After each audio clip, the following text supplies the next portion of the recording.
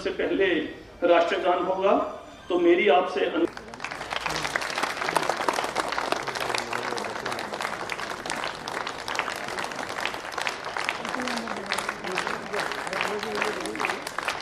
तो मैं इस इलाके के बारे में बताता चला।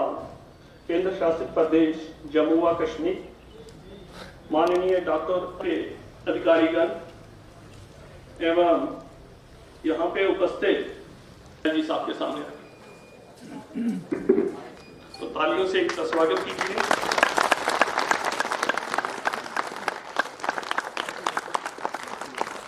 जी साहब के सामने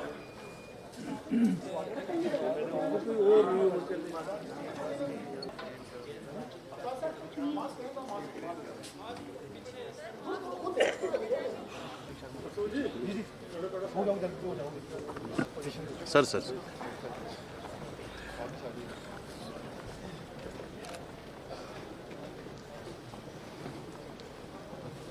तो बजट में व्यवस्था, वो डीसी महोदय से मेरी अपेक्षा होगी कि बॉर्डर के गांव में जो भारत सरकार ने धन दिया है वो भी, और इसके अलावा भी किसी गांव से कम सुविधा बॉर्डर के गांव में न रहे, किसी गांव से कम रोजगार बॉर्डर के गांव में न रहे। स्वास्थ्य की सुविधाओं को विकसित करने का सवाल है तो हर पंचायत में हेल्थ सेंटर नहीं बनते। अगर देश की तुलना में देखेंगे तो यहाँ हमारे पास चाहे वो प्राइमरी हेल्थ सेंटर हो या कम्युनिटी हेल्थ सेंटर हो, इनकी संख्या काफी है। और बजट हमारा जो हेल्थ का है, जम्मू कश्मीर की कुल आबादी 1,30,35,00,000 होगी और हरियाणा की आबादी हमसे दुगुनी है, केरल की भी लगभग दुगुनी है। अगर बजट हमारा देखेंगे आप तो उन पर कैपिटा तो उनसे दुगुना बजट हम खर्च करते हैं हेल्थ। तो मुझे लगता है कि व्यवस्था में एक बड़ा बदलाव आया है ना। और सीधे आपके खाते में पहुंच जा रहा है, बीच वाला काम कम हो गया है। बीच वाला कम हो गया सर, कम हो गया है, ठीक है। स्कूल में कितने बच्चे हैं? टीचर कितने हैं आप लोग? 17। तो 260 बच्चों को पढ़ाने के लिए 17 टीचर, ये दुनिया के किसी देश में संभव है? नहीं है ना।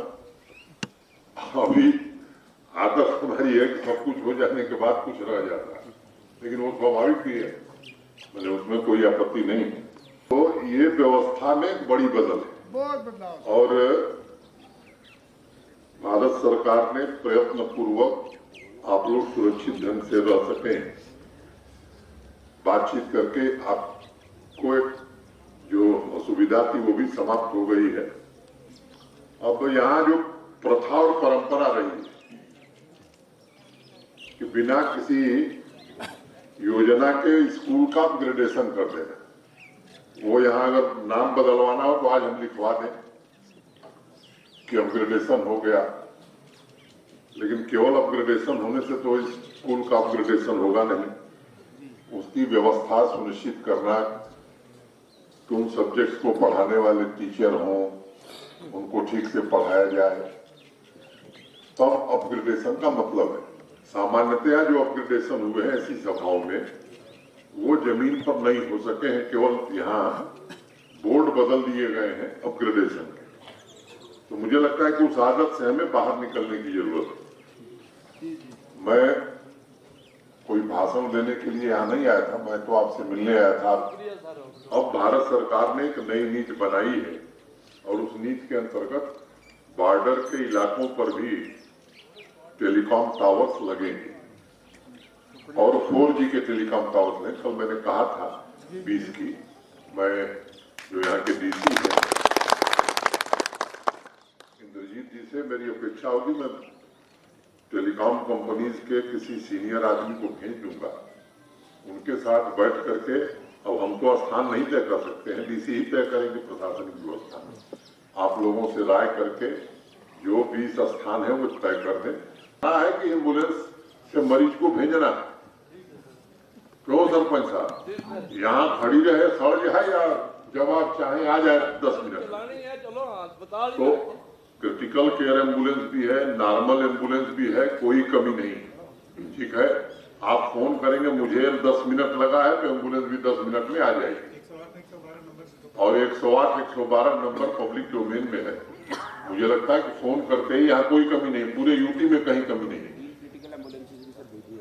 3 क्रिटिकल एम्बुलेंसेज भी है ना, वो पूरे यूटी में अब हमारे पास न क्रिटिकल केयर एम्बुलेंस की कमी है, न नॉर्मल एम्बुलेंस की कमी है, तो एम्बुलेंस की कोई दिक्कत नहीं है। बाकी जो बातें कही गई है, सड़क की मरम्मत, भाई इंद्रजीत, इसको जरा देख करके प्रियोरिटी पर बॉर्डर एरिया को आप लीजिए।